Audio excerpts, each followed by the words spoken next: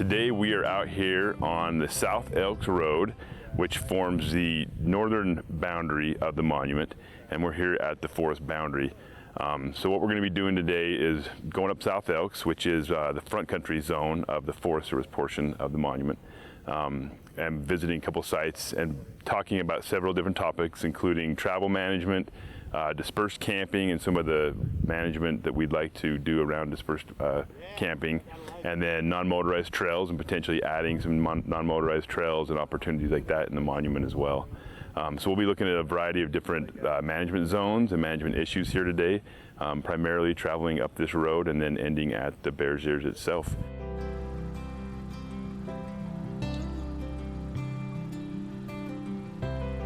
So we've come off the South Elks Road and we're down here on Milk Ranch Point now, inside one of our motorized backcountry zones in the monument, on the Milk Ranch Point Road that eventually connects with BLM land as you drop off the point here.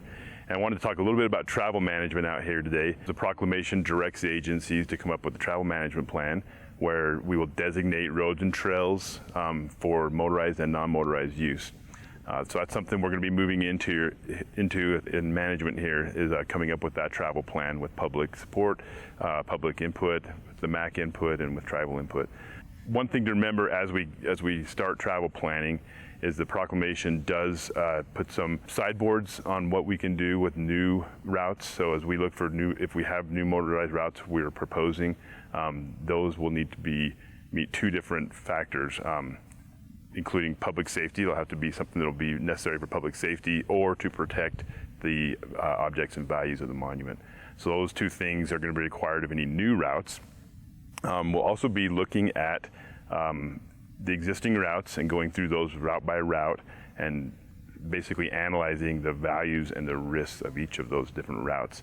So when we look at values for a road, we're looking at things like, is this road necessary or helpful for us for management, timber management, fuel management, range management, those type of things. Also, is it a road that's important for just general public recreation and motorized access? That'll be something that's a value for each of these roads potentially as well. Risks that we'll be looking at are things like, does it affect the ecosystem function of the area? Is it impacting riparian or wetlands? What kind of impact does it have on wildlife?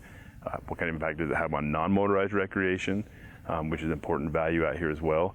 And then of course we'll be looking at how those roads potentially impact the objects and values in the monument, such as heritage resources. So we'll be moving into that process here with the public and with the MAC, and looking at each of these individual routes and looking at those risks and values. An important aspect of travel management is the resource protection measures that are needed. And with cultural resources on the monument, they are in the highest densities of anywhere in the Southwest, let alone the United States. So we're talking thousands and thousands, tens of thousands of sites. One of the aspects of having so many sites is that many times you find when you put in a road system, they favor certain areas that would have been favored prehistorically. And so one of the things we find is that sometimes roads like this end up cutting right through archaeological sites, and they end up destroying features and deposits that are really important not only to scientists but also to the tribal folks that have connections to the land. Another aspect of road systems is that they provide access. And in this setting, we're on Milk Ranch Point, and there are a series of dead-end roads on Milk Ranch Point that we have recently, in the last 5 years, seen people doing a lot of exploration on four-wheelers and going off-road in burn areas that have opened up areas. We've directly seen where people have gone to sites using these dead-end roads and looted them. So we have pot hunting going on. We have a lot of access issues where people are going and they're exploring further and further out from this main road that we're on right now. And so there's need to balance the resource protection with use of the monument area.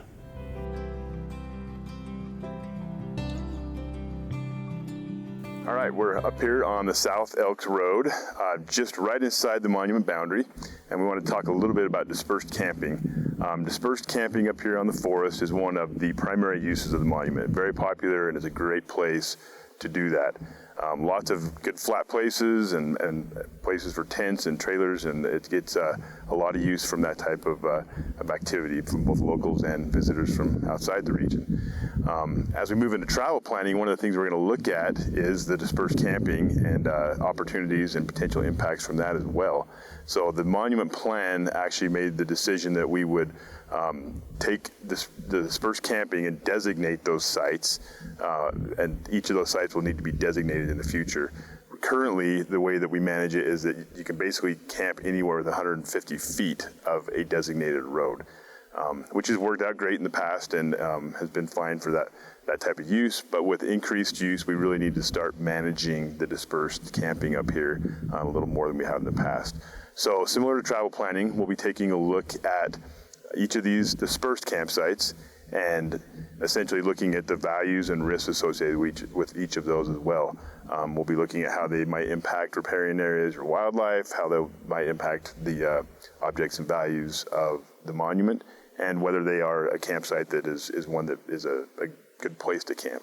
So we'll be taking a look at each of those as we go through the route inventory as well, and then eventually designating each of those sites and somehow marking those so that people will know where you're okay to camp and where it's not okay.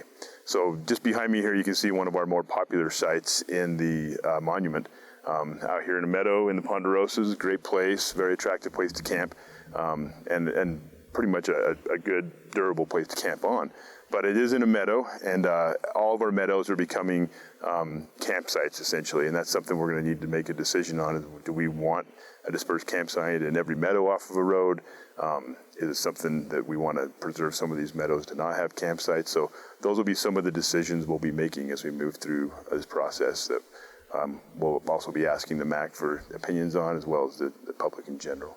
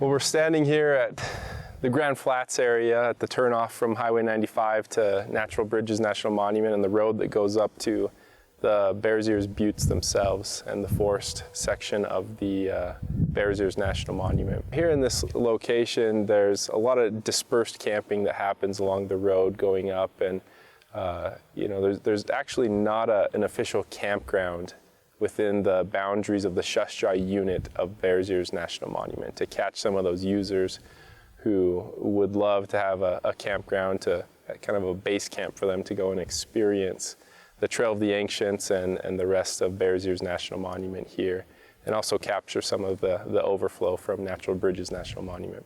And here at Grand Flats, as you'll notice, this is an area that was previously used as a borrow area as they constructed the Highway 95 and the road out to Natural Bridges National Monument. So previously disturbed area.